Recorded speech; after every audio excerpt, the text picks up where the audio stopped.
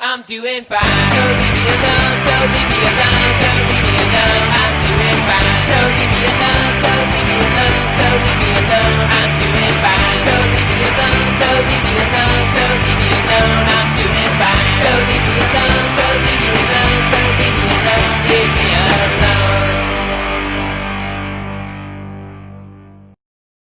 Oh, good Tuesday, the 15th of December evening to you. Welcome to Anarchist Jurisdiction, and I've been looking forward to this one since I booked it a couple of days ago. This is a Broad Street Bully Christmas edition of Anarchist Jurisdiction. My name is Zach Burns, but anybody who really knows me knows that Burns is a very fake name. My real last name is Kindrachuk, or as it's pronounced in Ukrainian, Kindrachuk, which sounds terrifying and vampiric. So I went with Burns. It was just a little bit easier. And it was also done to protect my family from all the silly things that I say, that they wouldn't get back to my dad. But if you also are a fan of mine, you know that my dad was a two-time NHL Stanley Cup winner. His name is Orest Kindrachuk, and he's just to the right of me right now on the screen. Hey, Dad, how you doing? Thanks for joining me. Oh, this is so awesome to be with you, especially at Christmas time. It is great at Christmas time. And then one of the other former Flyers who had such a big impact on my life, and you probably don't realize this, Mr. Kelly, because I still do feel like it's appropriate to call you that. Bob Kelly. Hound. I won't. Okay. How about Bobby? Whatever makes you sound the youngest. Hound works out good. Hound. Okay, there you go. Hound. Oh my God, I get to call you Hound finally. I'm in the club. Bob the Hound Kelly, one of my dad's former teammates as well. Thank you both for having me on. Dad, we just ate dinner together 10 minutes ago, so now we're in different ends of the house. But Hound, I've not seen you in such a long time. And I have to say that you were so insanely important to my development as a prepubescent, then becoming, pubescent youth, because you were the first boss that I ever had at the first job that I ever had. And before we talk about that, let me bring in my co-host, Terry Holloman. Terry, meet everybody. This is my dad. He's Hey, Dad. Hey, yeah. Terry. If you look directly up, Terry, that's my dad. And if you look directly to your right, that is Bob the Hound Kelly, one of my dad's former teammates for the two-time NHL Stanley Cup champion. Yes. Flyers. Terry, great to see you, man. Pleasure. My honor. Congratulations on your career. I'm here with some legends. Two legends. I don't know about that. Well, we've promoted you as legends, Dad. So Yeah. we're just going to pretend you're a legend. Yeah. And Terry, let me tell you a little bit about my experience. You know, the experience with my dad because he's my dad. But the first job I had in the whole world, I was 14 years old, and Bob Kelly, the Hound, that I now call him, he had a sports apparel store in the Echelon Mall back when there were malls that people went to.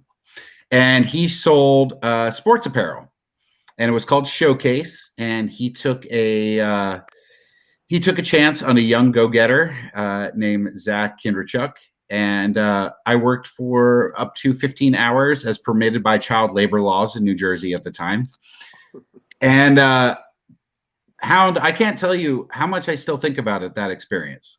That was really, really formative in the person that I became. And I never knew how to do it because, all you goddamn hockey players are so emotionally unavailable.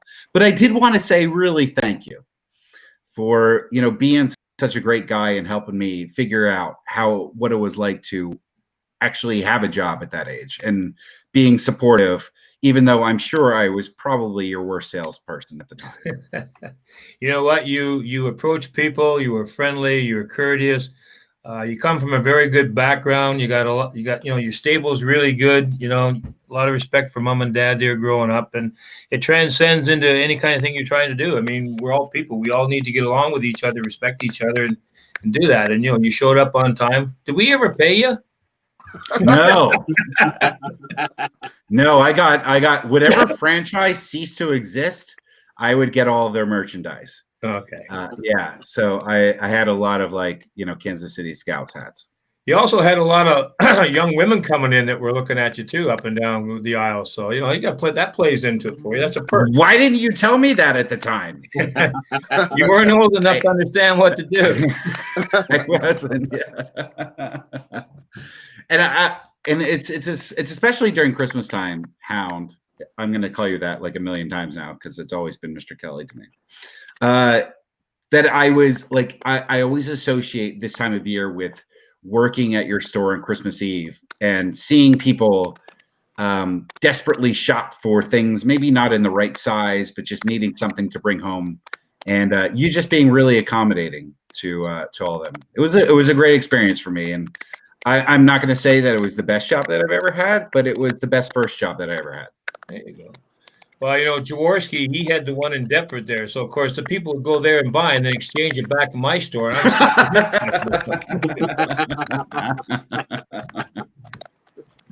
Yeah. That's good. It's a good experience for everybody. I think that kids growing up should grab a job. And if you know somebody who has the ability to put somebody on staff, I mean, I did that with my kids in the liquor store. They would clean windows, take out the trash, keep making ice, bagging ice. So I think it's important that you get a base of understanding what people are doing.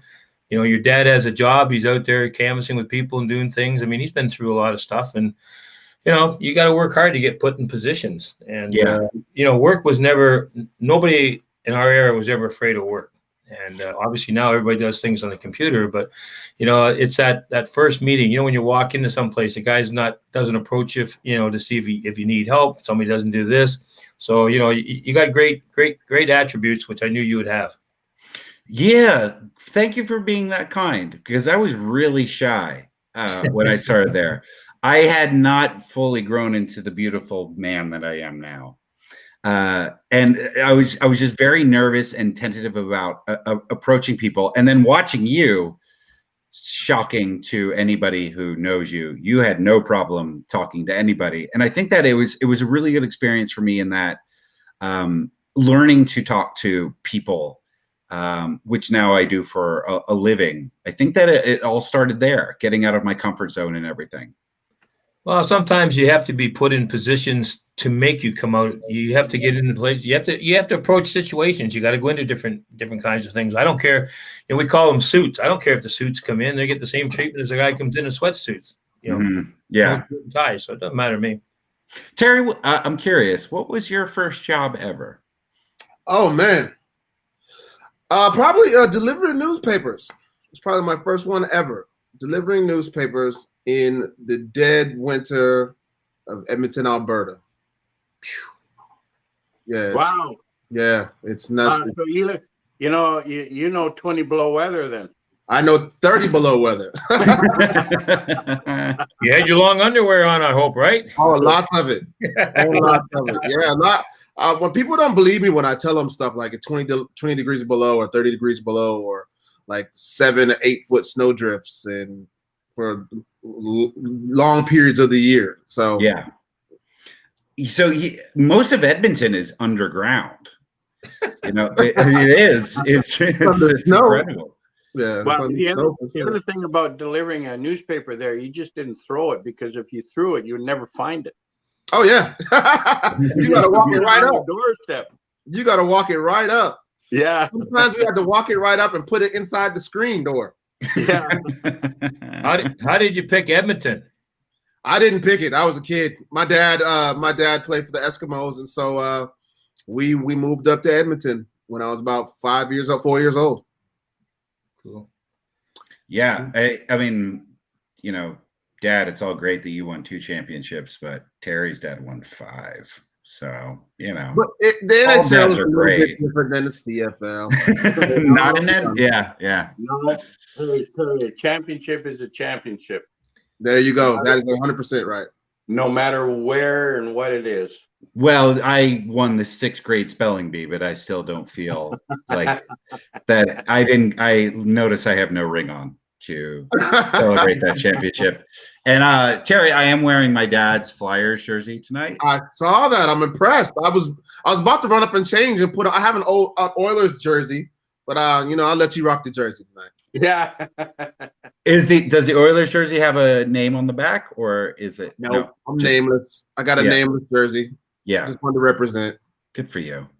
So here's the thing. So where did you gentlemen grow up? I know you. Is your dad from Saskatchewan? Yes. Okay. I'm- Helm? I'm from Ontario.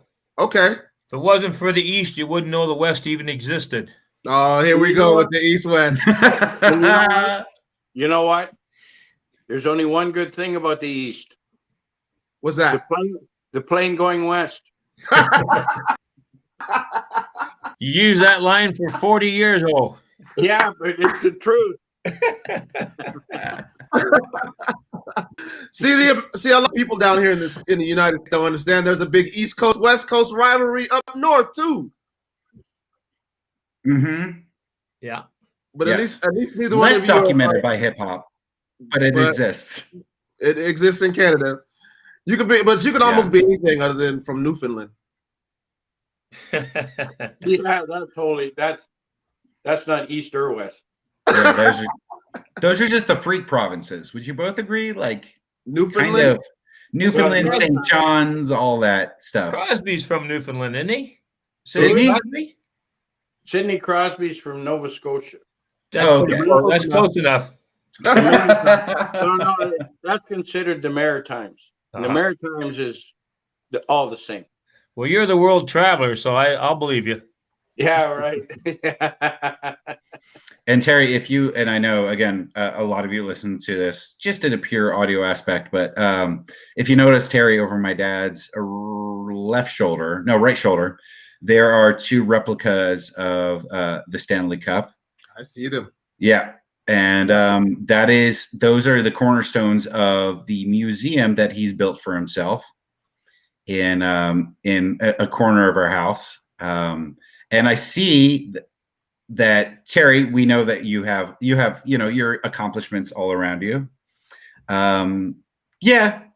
And then Hound, I'm seeing I'm guessing best moments as well. Yeah, look at all that.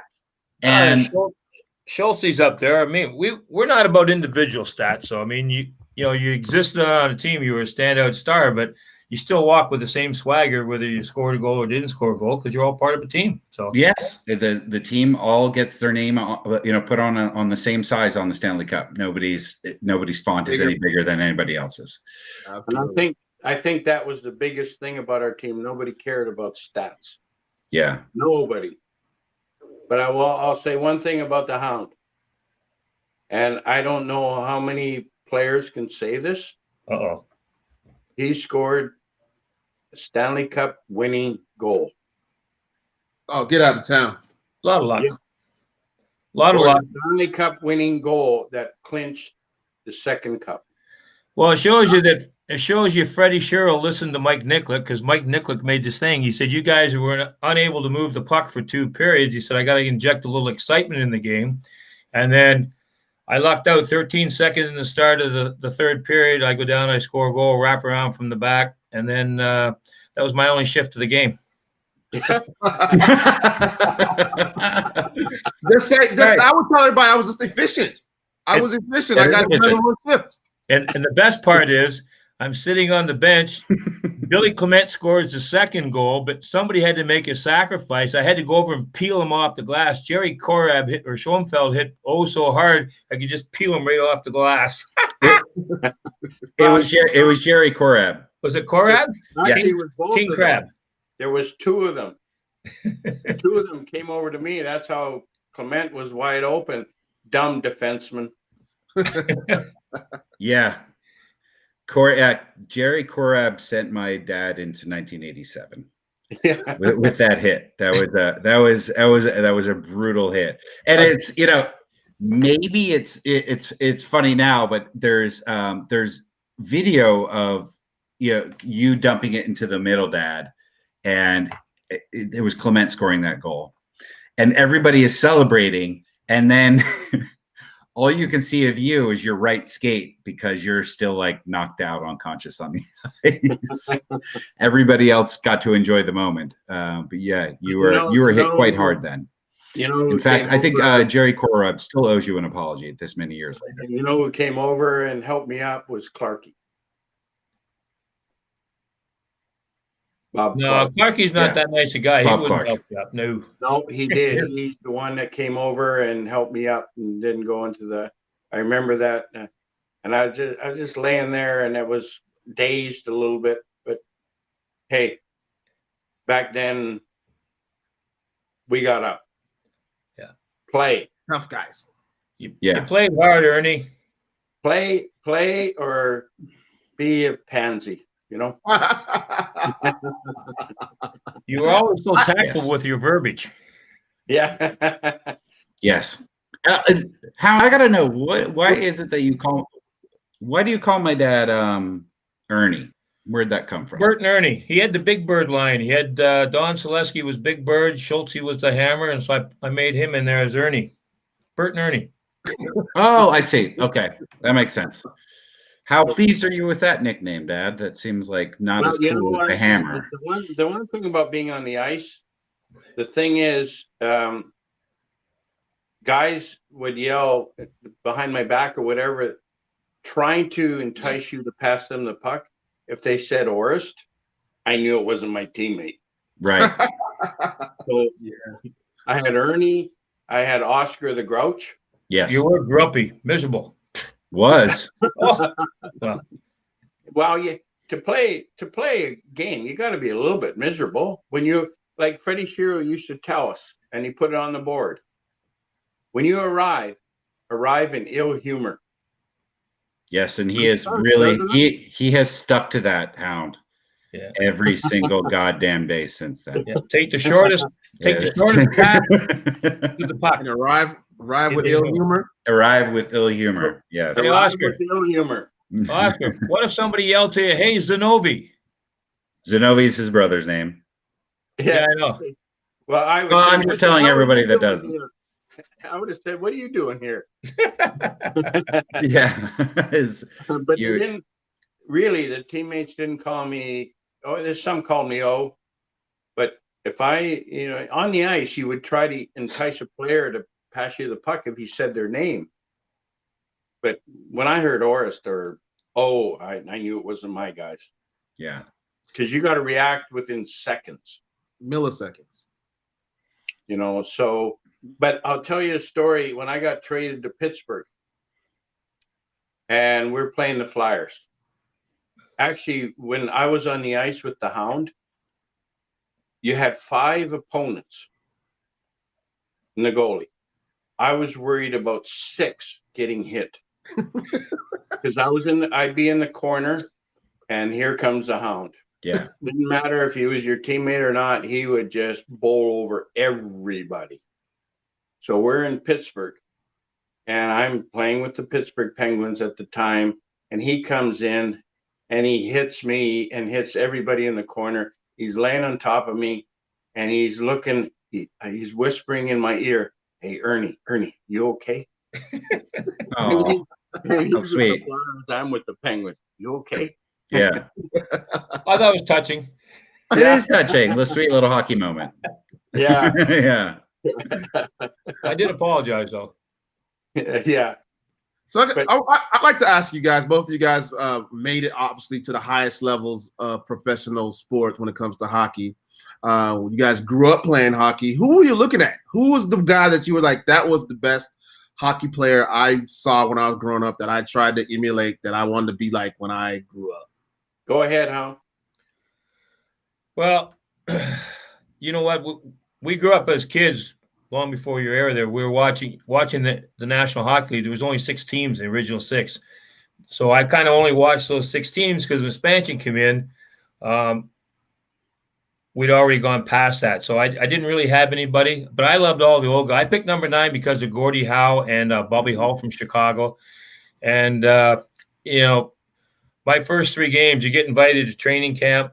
After the draft, that you have no idea who's who. So I end up in Montreal for our training camp, and I had a good first rookie game in the minors. In Montreal before the Montreal Canadiens played our Philadelphia Flyers, And on the way back, Vic Stasiak called me because it was a Saturday, Sunday. He said, you're playing Sunday night. So my first game was against the Montreal Canadiens. People I watched, Belleville, Richard, Cornway, and always got the same stories. And then I did all right. Second game, we went back in. We played Detroit Red Wings. They came into town. Gordie Howe, Del Vecchio, all those guys in there. So I played against them, survived, didn't get killed. I looked at Gordie Howe's elbows a couple times out there and I said, what if he'd take time out and sign an autograph for me? I never got it as a kid, but didn't think that would be appropriate. Yeah. Then Thursday night, we played the Boston Bruins with Orest. They just won the cup that year. So those were my first 3 games of starting and then never looked back. But I just idolized the original 6. I tell all the people in the alumni and meetings we're in, stuff like that, I hope the kids playing today have an appreciation for what those original 6 teams did, the way they traveled, the way they played, medical that they had, training that they had. Like, we never had these gyms and weight rooms. I mean, we had simple stuff. You're on a farm, you're used to picking up bales of hay and doing crazy things, and it's just the way you lived. And you had to go home and get a job in the summer because you didn't make that much money playing in the NHL, and so you go home and get a job, so you're working. And it's just a whole different, everything's a totally different mentality today and different thought process. And who do you look to today? I mean, everybody's so busy going 9 different directions. We don't have time to have a conversation, and that's what I like about kept the family tight, kept everybody close, because we did a lot of traveling, not the way the guys travel today. So we were on the road a lot, and, the families would bond together and the wives got along great together, and that all keeps you happy and keeps you wanting to play. Great. I don't know. Actually, Bob, this is as close as my father and I got, 30 feet apart of all time. But I did want to ask you, it is interesting that you mentioned you because I always think it's fascinating, especially when you have someone, to use a different league like Tom Brady, where kids grew up idolizing him and then end up playing against him. How do you get over the intimidation of suddenly you're lacing up your skates for the second or third time ever as a pro, at least a pro in the NHL, and there's Gordie Howe, who at that point had already been a legend for 15 years. How do you just not avoid being starstruck and actually try to focus on what you got to do on the ice? I think it comes from the coaching. Vic Stasiak wasn't a great coach, but he was decent. He never bothered people. But I think you take once the puck's dropped, it's a game.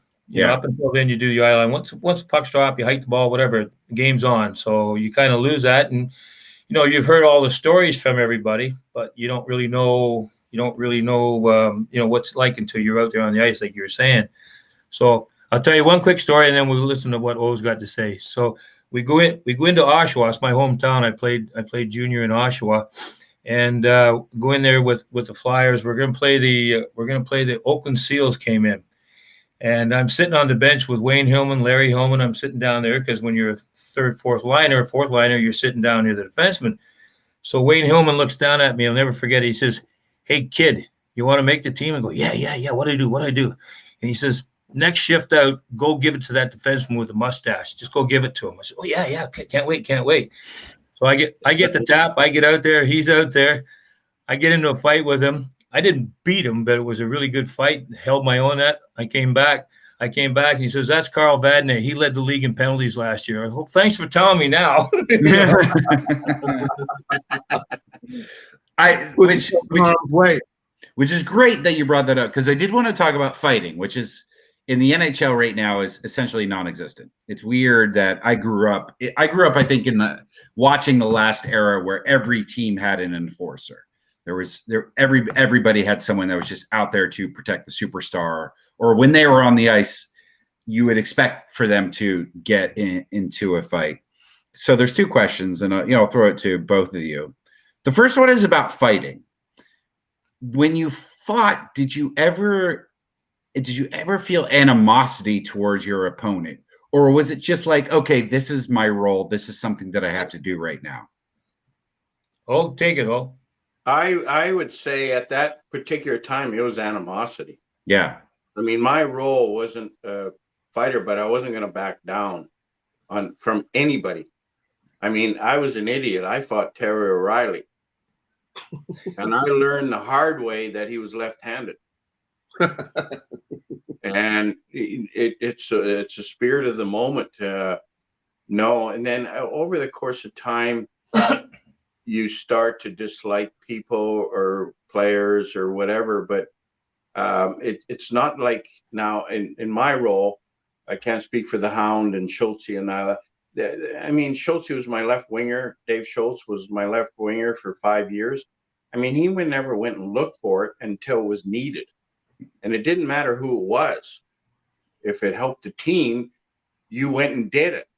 But you're not going to go after somebody just if it wasn't needed.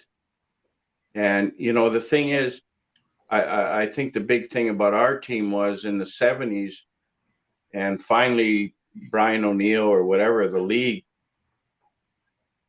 didn't like us. Clarence Campbell hated us. He hated giving us the commissioner. He was a commissioner of the league. He yeah. hated giving us the Stanley Cup. But Brian O'Neill, who was kind of second in charge, he came and he said, listen, in the 70s, if it wasn't for the Flyers, hockey would have really hurt. For 5 years in a row, every building was sold out. And we're talking places like Kansas City, Oakland, Atlanta, LA that didn't sell. It was sold out. And I remember coming into Vancouver, and I'd get the paper, being from Western Canada, and the Vancouver Sun headline was, beware, women and children, doors and windows locked. Yeah. Yeah, you were the bad boys. Yeah, but it was sold out, you know, so, and all we wanted to do was win, period. What about you, Adam?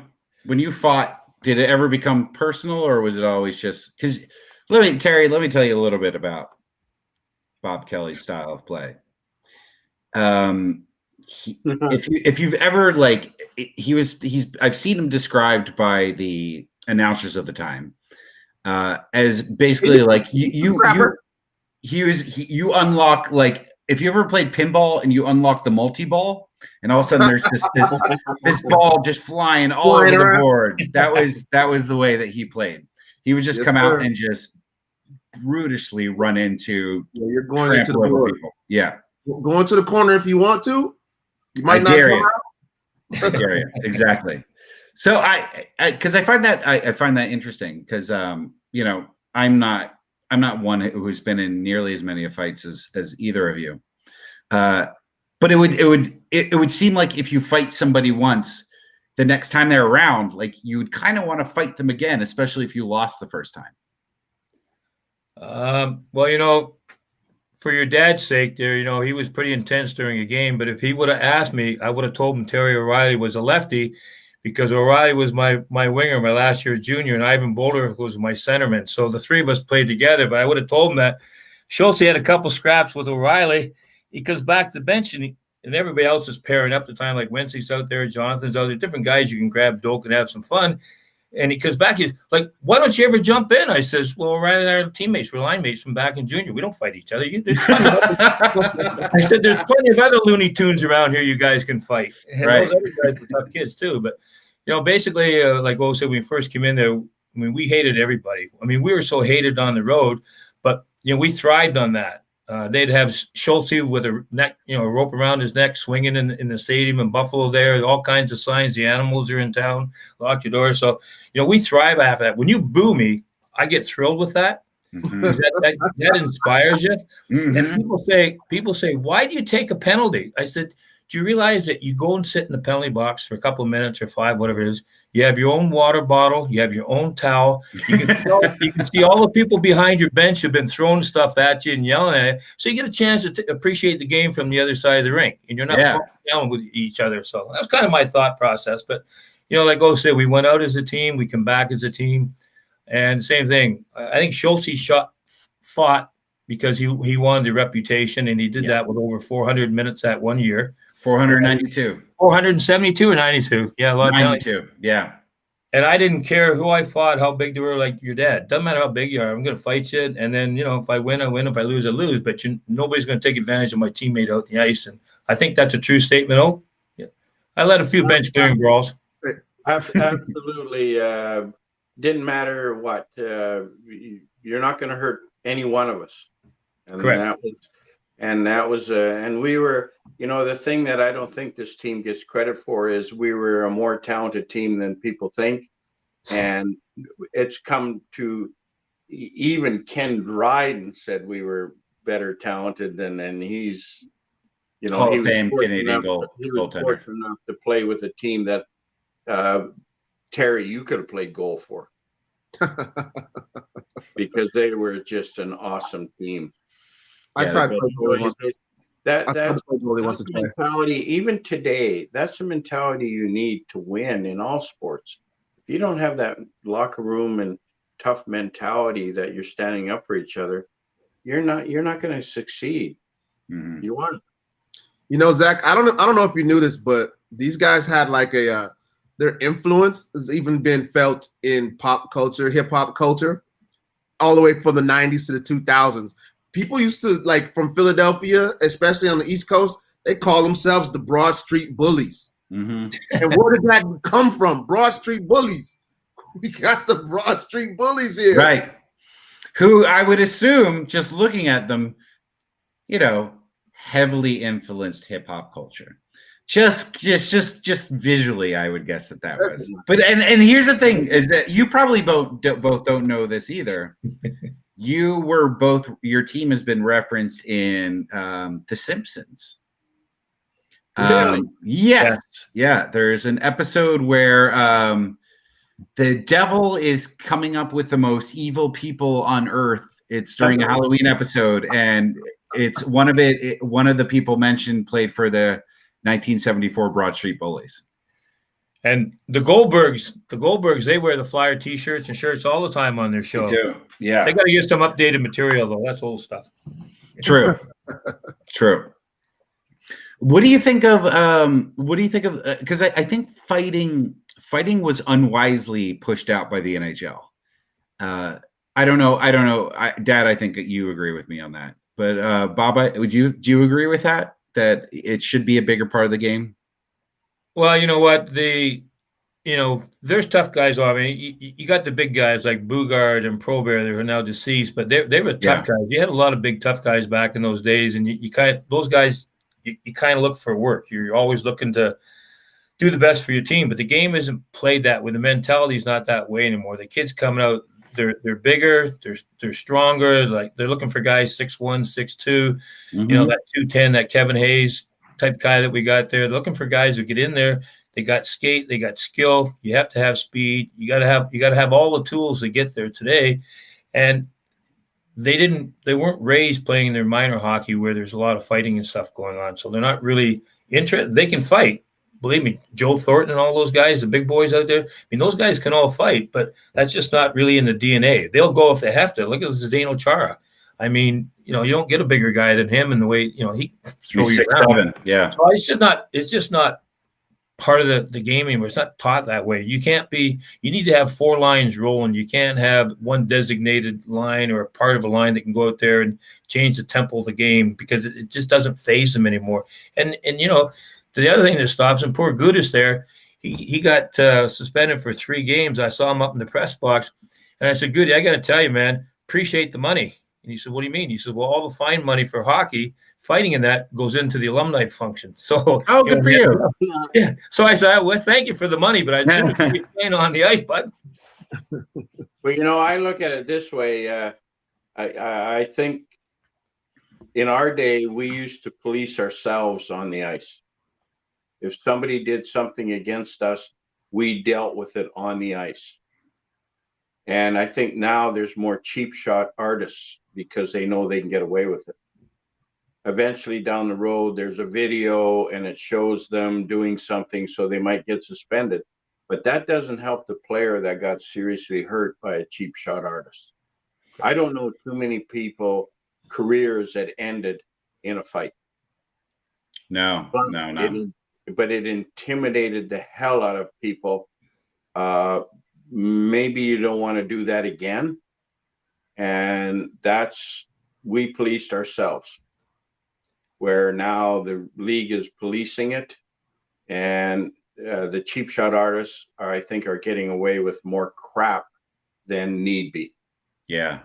That's my feeling on fighting. And And I haven't seen anybody's career end on being a fight. Yeah, it sucks to see the police defunded. So do you think that I'll go back to you, Hound. Do you think that someone playing now would struggle more in the 70s than you would in today's game, or vice versa? Well, you can't in today's game. You can't intimidate anybody because you're wearing a full chest protector. We can never block a 100-mile-an-hour shot. We didn't have no equipment in there. We had two little things up on your shoulders.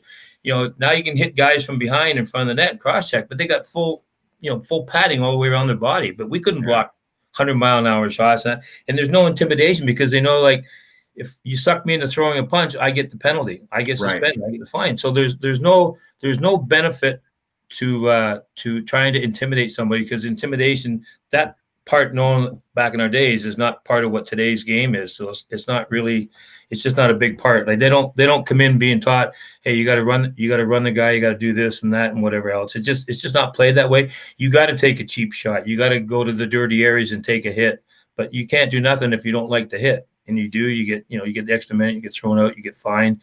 So it isn't worth it.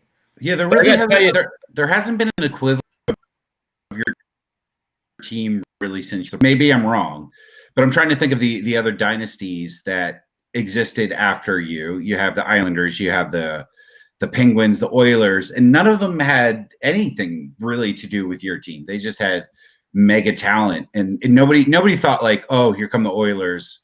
We're going to have to pick up a bunch of beaten down men. They had Dave Semenko. Yeah, right. I was just going to remember that, Terry? I actually have told the story on this show to Zach a couple of times about Dave Semenko. When I was a kid, I was in town when Dave Semenko fought Muhammad Ali. That's right. They had a charity boxing match in Edmonton, Muhammad Ali and Dave Semenko. Yeah. And he was a pretty tough guy. I was going to compliment Edmonton because, having been with the original six guys playing, and now, I got a chance to play against Gretzky and a guy like Messier and Coffey. And, Edmonton had a unbelievable team there, and they could skate, they could play, they could wheel. And when you're in there, you knew you're going to be in a hockey game, and Mess is going to run right over you. And, he's done so much for Philadelphia hockey, for Snyder hockey here. He's just a great person when you get to know him, and he plays a fearless game. And I remember one game we were in there playing in Edmonton, and a couple guys were trying to go after Gretzky, and not really hard. Semenko skates over to our bench and says, and he's got that big head with the helmet on. He goes, flying out there, the hair is flying. He goes, let me tell you something. Nobody touches Gretzky. He's looking at me, and I go, I don't play against him. I'm on the fourth line, man. Leave me alone. If you're on the line the same time he is, something's gone wrong. Yeah. Hands on, no problem. But Edmonton and Alberta, Calgary, you had some great wars. You saw some great guys, big guys. Calgary had a big team. You used to love watching those guys. You went toe-to-toe in those ones. What was the guy's name that used to play for Calgary with the red hair? Lanny McDonald? Lanny McDonald. Yeah, that's the guy. Yeah. With massive, the the old 1920s train robber crook mustache. That's the kind of guy. Yeah. When we played against Lanny, he was a Toronto Maple Leaf. Oh yeah. And then he went to Calgary. Yeah. But I do have a Gordie Howe story. Yes, please. When I was in Pittsburgh, it was the first year they brought in the WHA teams, and Gordie was still playing with the Hartford Whalers. Mm-hmm. So we're playing against Hartford, and Mark Howe was on the team. And Marty too, probably, right? His two kids? I don't recall Marty might have been on the team. But anyways, I ran Mark in the corner pretty good. And Gordie was on the ice, and I'm honest to God, he's 50 years old maybe. I'm skating up the ice, and he's just gliding, and he looks over at me. I'm skating up. He says, "Hey, kid, I know you and I are both from Saskatoon, Saskatchewan, but don't do that again." And otherwise, don't hit my son, Mark. Right. Wow. Gordie Howe said something like, what do you say to the legend? Like, okay. Yeah, Did you not hit Mark Howe again? No, I kept hitting him. The hell. Yeah. I'd be like, shut up, old man. You're a novelty actor at this point. I got lucky because I didn't come out bleeding. Yeah. You go in the corner with Gordie Howe, you came out bleeding. Yeah. Yeah. Somehow. Yeah, I was in Edmonton. I got my dose of hockey growing up there for all my elementary years, and a lot of people don't understand that down here where we live, because I switched places between Texas and Arkansas and then Edmonton. So imagine that shift. Wow. That's a heck of a shift, right? And so people down here don't understand that up north, like the way they have basketball courts at the schools here, we had hockey rinks at our schools where they'd fill up the hockey rink outside the backyard of the school with ice in the wintertime. Just skate and play hockey there. So hockey to us up there was like basketball to kids down here. Yeah. And no one will. It is a joke about Canada, sure, that they have, hockey's a big deal up there. But I remember my uncle Jim once told me this. He lives in Edmonton. It was July 1st to July 9th, which is well past the end of the previous season and well before the beginning of the next season. And for those 8 straight days, the Edmonton Oilers were still front page news on the Edmonton Sun. It was like, despite everything else, like that's how big it is. It was the biggest show in town. And as I said, when I was living there, you were bringing back some good memories for me, Hound. Actually, I lived there, and the Oilers team, I could basically name you everybody was on that team, from Mark Messier to Yari Curry to of course Wayne Gretzky, McSorley, McTavish, Grant Fuhr, who owned a car dealership not far from where I lived at, and Andy Moog. Andy Moog, M-O-O-G, yeah, totally do. So yeah, I Andy Moog. I've been talking about and then my friends in Arkansas did. Hey, Terry, let me ask you, do you remember much about your dad winning the CFL championships? Oh yeah, absolutely. I never went to any of the games.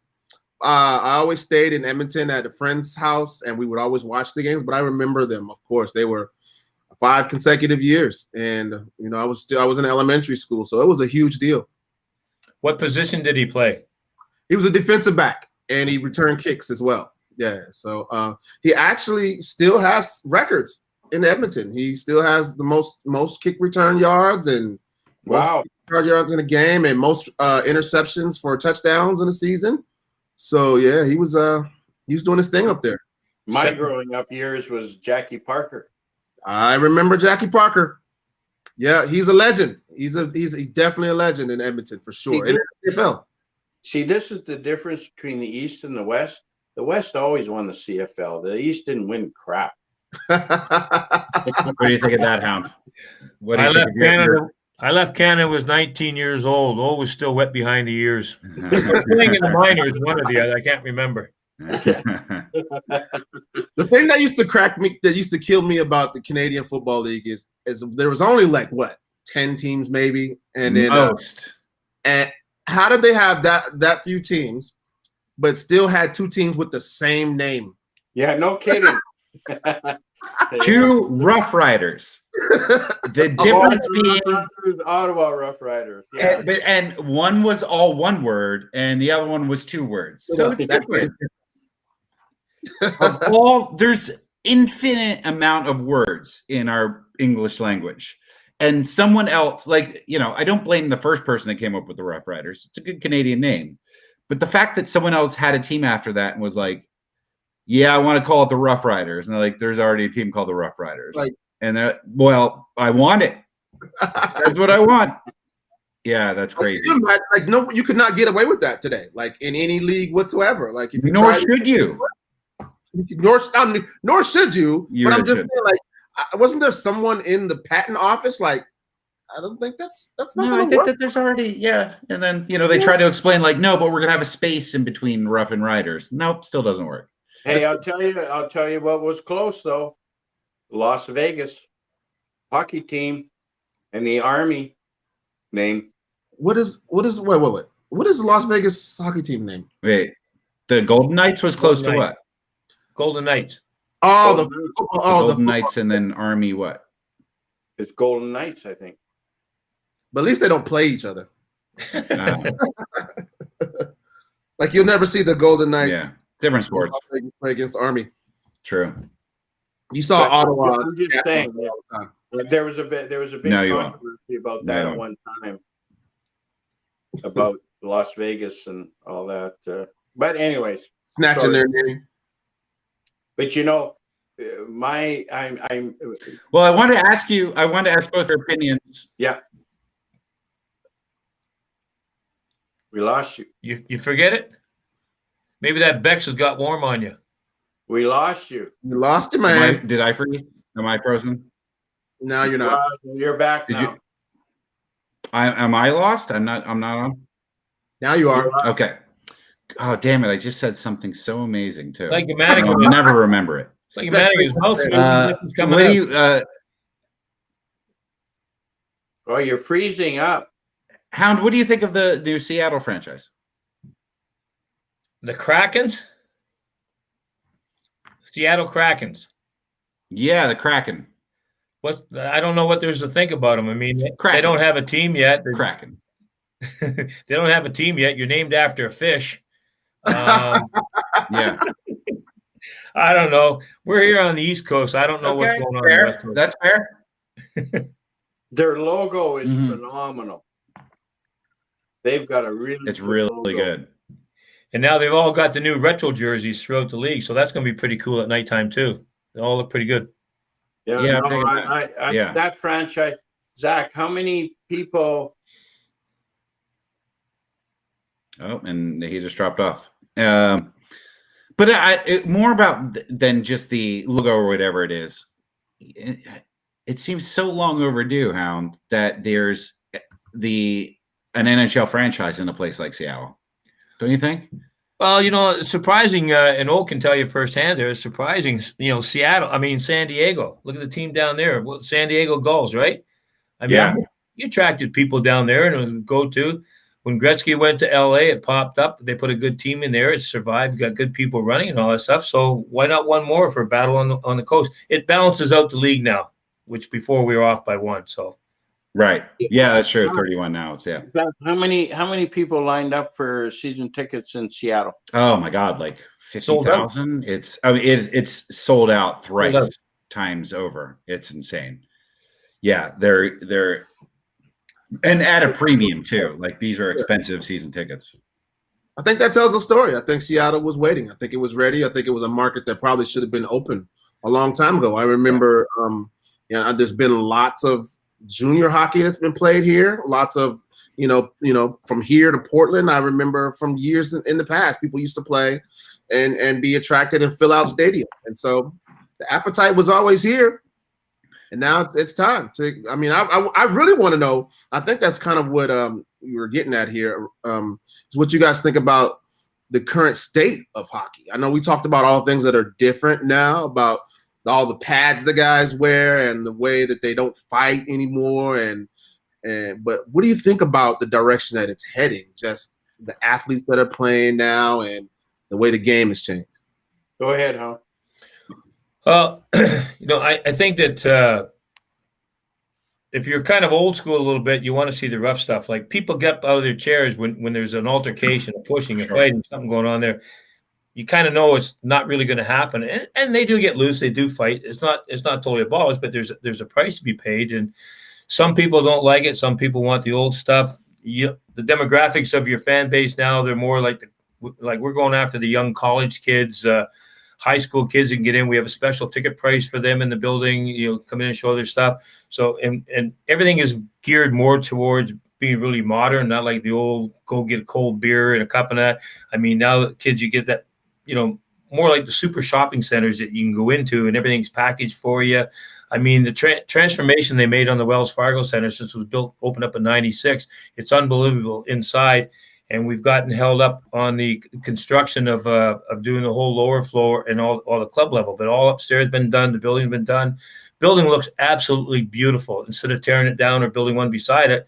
And the money they're putting into it, it just made it beautiful. And, I guess you can put it as like, when you go to a hockey game or go to a football game, what do you expect to see? You want to see two teams play. But you ever notice once you get ready to drop the puck, there's empty seats there. People are upstairs because they're socializing. At the high top table socializing. They come in. If they miss something, they don't mind, because every time there's a stoppage of play, you have to play something for them. I mean, we didn't have nothing but a scoreboard up there. We didn't have the Kiss Cam game. We didn't have all the games you had to play out on the ice. I mean, you came for the game, you sat in the game, and you watched the game for 2 hours or sometimes longer, depending how old was playing. And it's just different today.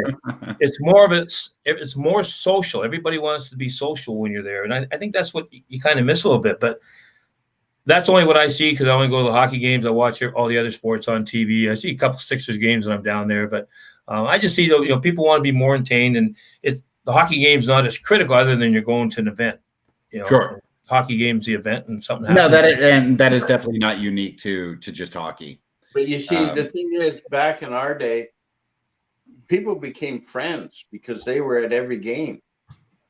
Every game, they became friends. They got to know people. They were there at every game. Now you got corporate seats. You got everybody. You don't know who's going to be sitting next to you. Not everybody's going to every game, so there's no real tightness, I think, among the fans in sports today. And a ticket was only $4. The ticket was only $4 back in those days. The playoff games were like $11.95 for Game 7 of our one game down there. So pricing has changed, getting in's changed. It just, the world's just changed. Got to accept it. All right. Well, now you guys just sound 100 years old. We are. We're close.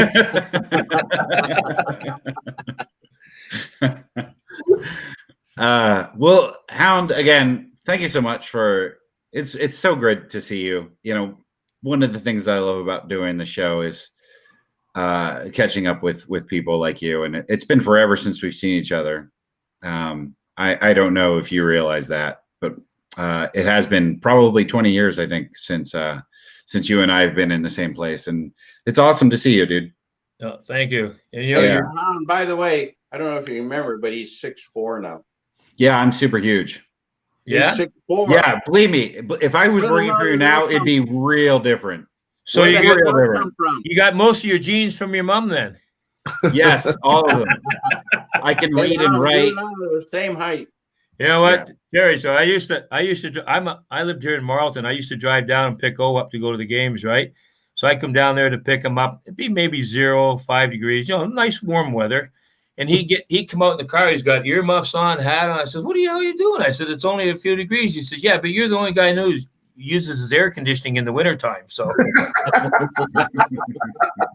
And you know what? He's not kidding. Yeah. I roomed with him in Buffalo. I wake up at 2:30 in the morning. The window's open. Buffalo, it's blizzard. We got a foot of snow inside the room, and the window's wide open. What's wrong with you? Hound? true story. True story. We don't lie. It's all true stuff. Well, that's debatable. Yeah. I think you exaggerate, maybe. No, there was a foot of snow Oh, this story, I believe. Yeah, that's this particular one I do believe. There was no screens back in there. There was no double windows in there. It was just open up nature. Yeah, Joe, nature, right. We had a lot of laughs. Your dad and I had a lot of laughs, a lot of memories. We do the fantasy camp golf outing down here in DuPont every year, and he always calls for a free ride because the bridge toll is $5.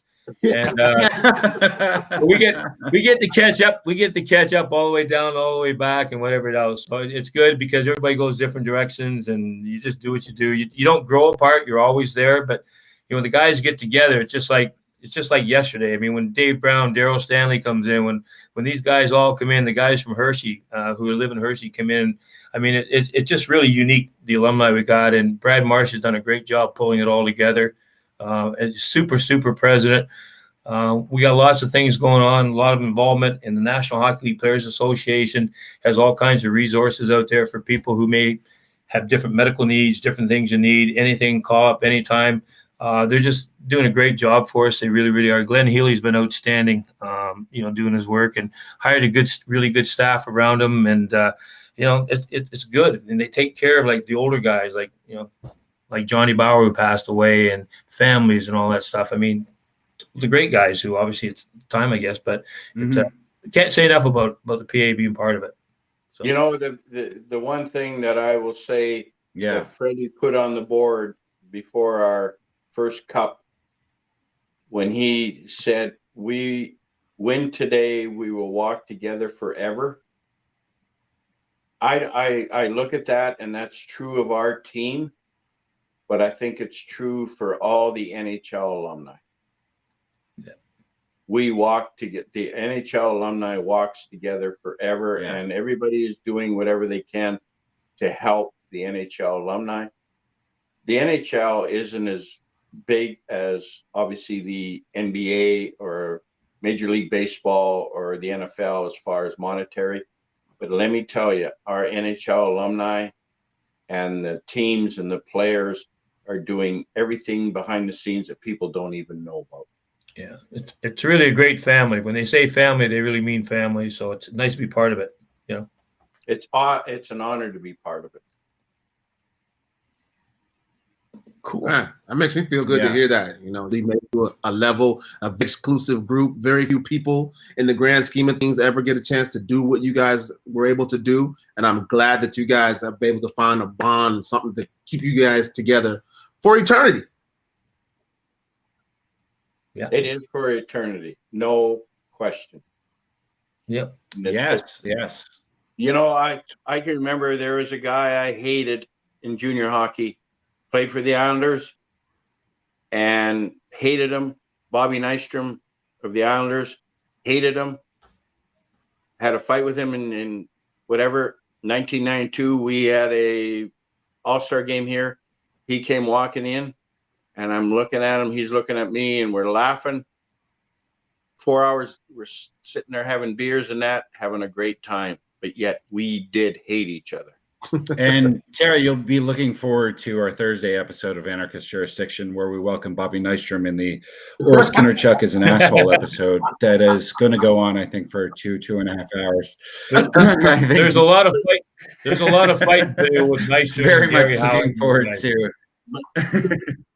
But that's what it's about. It's weird. It's weird when guests come out of nowhere and just want to be on it. Yeah. If you want Bobby Nystrom on, I'll get him. Because we're buds now.